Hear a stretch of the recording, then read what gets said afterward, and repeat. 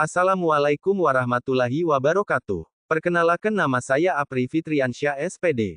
Saya CGP Angkatan 11, Instansi SMA Negeri 1 Toho. Kali ini saya akan memaparkan koneksi antar materi, modul 1.4 disiplin positif. Selamat mendengarkan. A. Buatlah sebuah kesimpulan mengenai peran Anda dalam menciptakan budaya positif di sekolah dengan menerapkan konsep-konsep inti seperti disiplin positif, motivasi perilaku manusia, hukuman dan penghargaan, posisi kontrol restitusi, keyakinan sekolah, kelas, segitiga restitusi dan keterkaitannya dengan materi sebelumnya yaitu Filosofi Pendidikan Nasional Ki Hajar Dewantara, nilai dan peran guru penggerak, serta visi guru penggerak. Dalam upaya menciptakan budaya positif di sekolah, peran saya sebagai pendidik sangat penting dan strategis. Dengan menerapkan konsep-konsep inti seperti disiplin positif, saya dapat membentuk lingkungan yang mendukung pertumbuhan dan perkembangan karakter siswa. Disiplin positif tidak hanya menekankan pada penerapan aturan, tetapi juga pada pendekatan yang memperhatikan aspek emosional dan sosial siswa, sehingga mereka merasa dihargai dan didengarkan. Motivasi perilaku manusia, yang berupa hukuman dan penghargaan, juga menjadi alat penting dalam menciptakan budaya positif. Penggunaan penghargaan yang tepat dapat meningkatkan motivasi dan partisipasi siswa, sementara hukuman harus digunakan secara bijak untuk mendidik tanpa menimbulkan efek negatif. Dalam konteks ini, posisi kontrol restitusi menjadi relevan, di mana saya berfokus pada pemulihan hubungan dan pembelajaran dari kesalahan, bukan sekadar pelaksanaan sanksi. Keyakinan sekolah dan kelas yang kuat, serta penerapan segitiga restitusi, juga memainkan peran krusial. Dengan membangun keyakinan ini, kami menciptakan iklim yang aman dan saling mendukung, yang memungkinkan siswa merasa nyaman untuk belajar dan berkembang. Segitiga restitusi, yang menekankan hubungan antara guru, siswa, dan orang tua, memperkuat keterlibatan semua pihak dalam mendukung pengalaman belajar yang positif. Materi-materi yang berkaitan dengan Filosofi Pendidikan Nasional Ki Hajar Dewantara memberikan landasan bagi langkah-langkah yang saya ambil. Filosofi ini menekankan pentingnya pendidikan yang berorientasi pada karakter dan budaya, sejalan dengan peran saya sebagai guru penggerak. Nilai-nilai dalam pendidikan yang disampaikan Ki Hajar Dewantara, seperti penghargaan terhadap anak sebagai pusat pendidikan, mendorong saya untuk selalu memperhatikan kebutuhan dan potensi siswa. Sebagai guru penggerak, visi yang saya miliki adalah untuk menciptakan lingkungan belajar yang inklusif dan transformatif. Melalui penerapan nilai-nilai tersebut, saya berkomitmen untuk menjadi pendorong perubahan positif dalam budaya sekolah, dengan membimbing siswa agar mereka bisa berkontribusi secara aktif dan positif terhadap komunitas mereka. Dengan demikian, peran saya tidak hanya sebagai pengajar, tetapi juga sebagai fasilitator yang menginspirasi generasi masa depan untuk tumbuh menjadi anak-anak yang berkarakter, matang, dan siap menghadapi tantangan di dunia.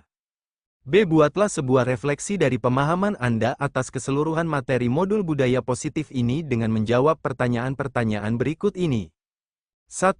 Sejauh mana pemahaman Anda tentang konsep-konsep inti yang telah Anda pelajari di modul ini, yaitu disiplin positif, teori kontrol, teori motivasi, hukuman dan penghargaan, posisi kontrol guru, kebutuhan dasar manusia, keyakinan kelas, dan segitiga restitusi? Adakah hal-hal yang menarik untuk Anda dan di luar dugaan?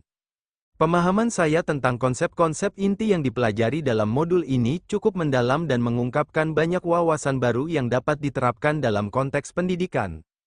Pemahaman saya tentang konsep-konsep inti yang dipelajari dalam modul ini cukup mendalam dan mengungkapkan banyak wawasan baru yang dapat diterapkan dalam konteks pendidikan. 1. Disiplin positif. Konsep disiplin positif sangat menarik karena mengedepankan pendekatan yang membangun, bukan hanya menghukum. Disiplin positif mengajarkan bahwa penting untuk memahami perilaku siswa dan menciptakan lingkungan yang mendukung perkembangan diri, sehingga lebih berfokus pada pembelajaran daripada pada penegakan aturan secara keras. 2. Teori kontrol. Teori ini menjelaskan bagaimana individu memproses dan mengelola perilaku mereka dalam konteks lingkungan sosial. Mengetahui bahwa posisi kontrol bisa utama dimiliki baik oleh guru maupun siswa membuka jalan untuk menciptakan kolaborasi.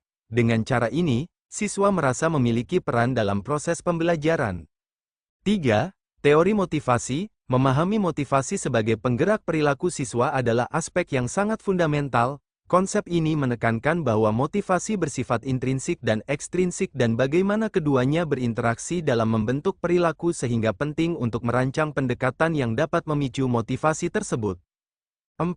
Hukuman dan penghargaan. Diskusi tentang hukuman dan penghargaan memberi wawasan tentang pentingnya keseimbangan di antara keduanya.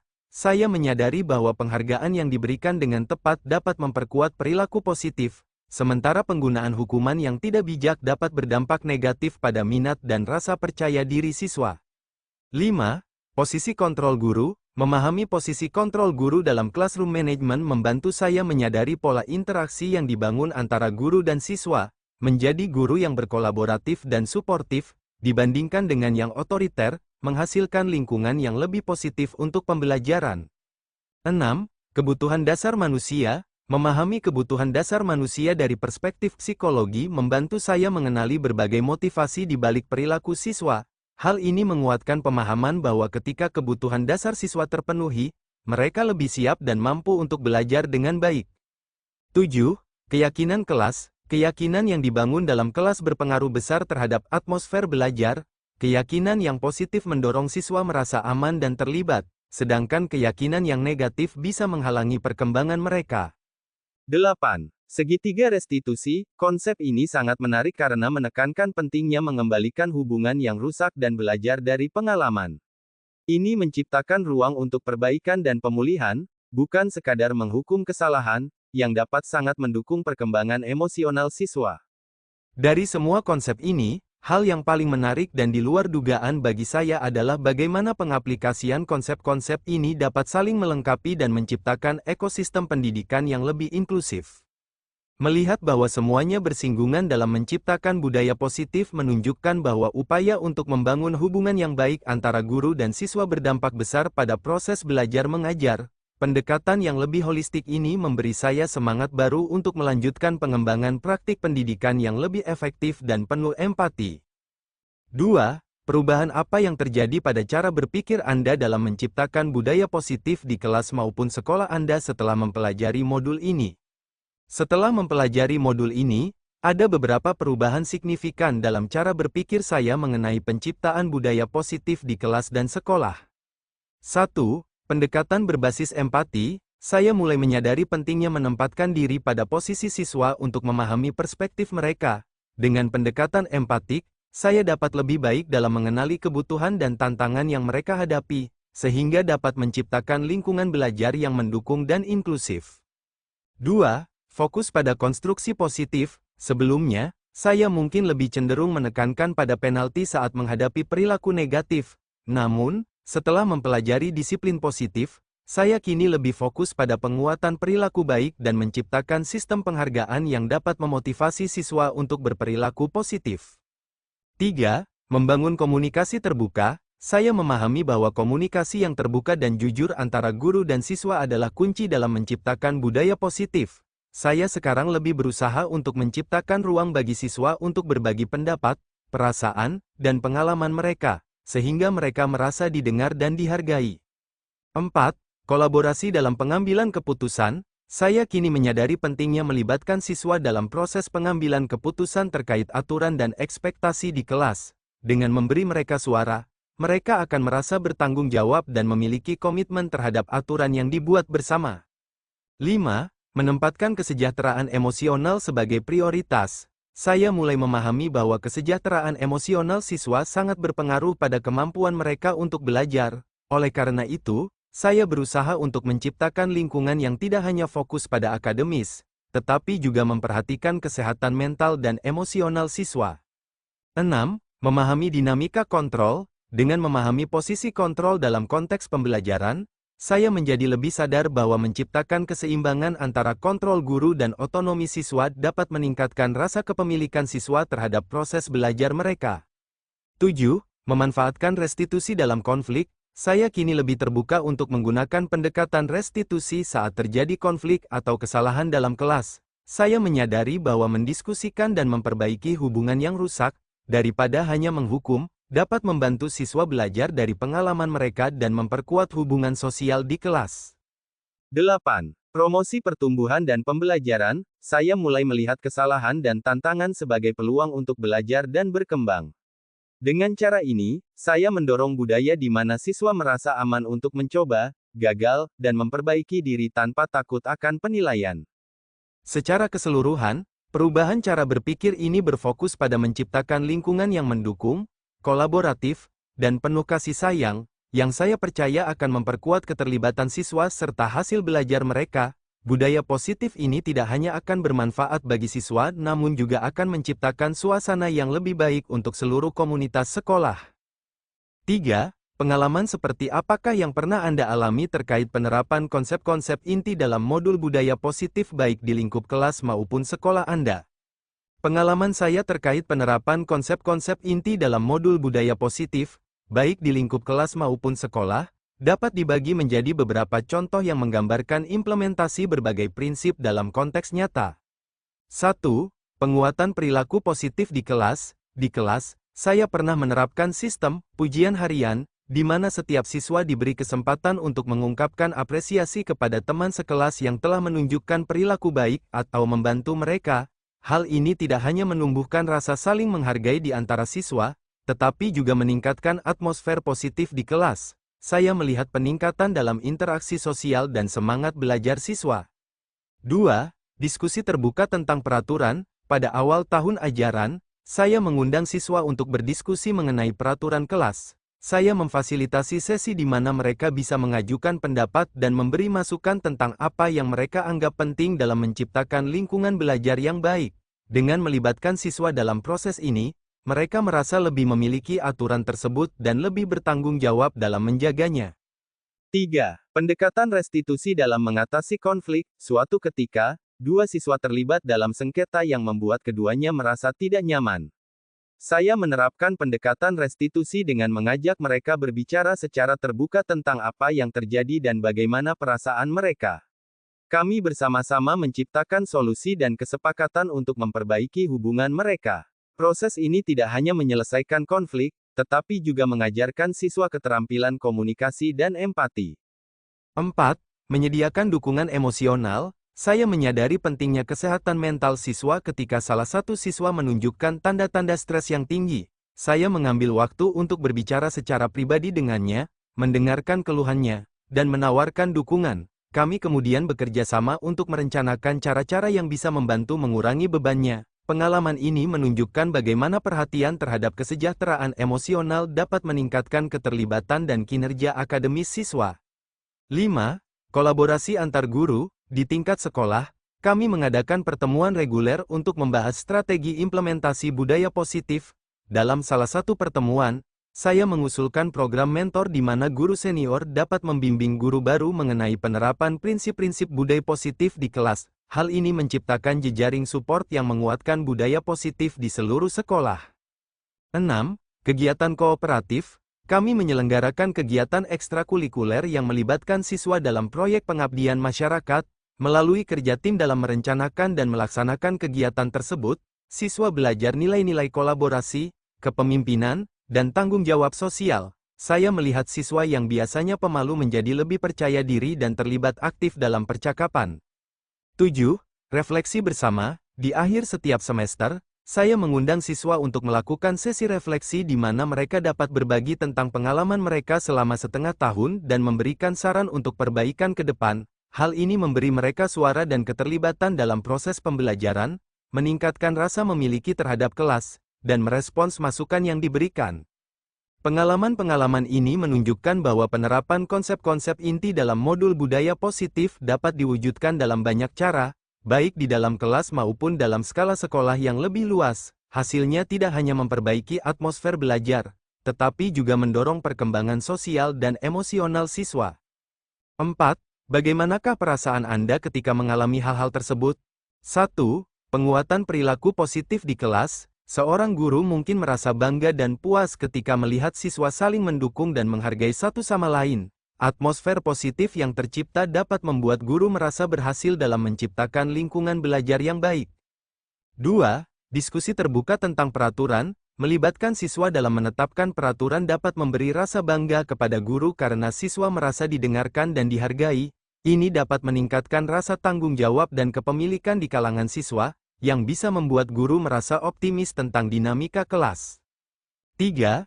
Pendekatan restitusi dalam mengatasi konflik, melihat siswa yang sebelumnya berseteru mampu berkomunikasi dan mencari solusi bersama bisa membuat seorang guru merasa lega dan puas, karena berhasil membantu mereka mengembangkan keterampilan sosial yang penting.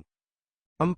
Menyediakan dukungan emosional. Ketika memberikan dukungan kepada siswa yang mengalami stres, seorang guru bisa merasa empati dan peduli. Melihat siswa tersebut merasa lebih baik setelah bantuan yang diberikan dapat memberikan kepuasan yang mendalam. 5.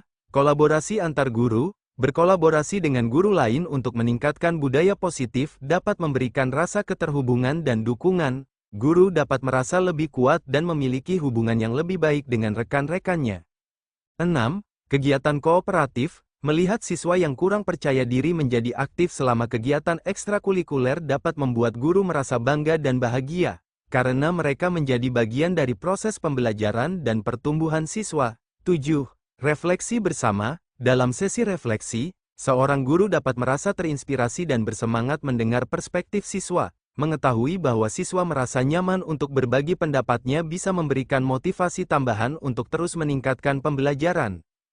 5. Menurut Anda, terkait pengalaman dalam penerapan konsep-konsep tersebut, hal apa sajakah yang sudah baik, adakah yang perlu diperbaiki? Berdasarkan penerapan konsep-konsep positif dalam pendidikan yang telah dijelaskan sebelumnya, berikut adalah beberapa hal yang sudah baik serta beberapa aspek yang mungkin perlu diperbaiki. Hal yang sudah baik. 1. Lingkungan belajar yang positif. Penerapan penguatan perilaku positif menciptakan suasana kelas yang mendukung, membuat siswa merasa aman dan dihargai saat berinteraksi dengan teman-teman dan guru. 2. Keterlibatan siswa. Diskusi terbuka tentang peraturan memberikan kesempatan bagi siswa untuk berkontribusi dalam menciptakan aturan yang berlaku. Ini tidak hanya meningkatkan rasa tanggung jawab, tetapi juga menciptakan rasa memiliki terhadap kelas.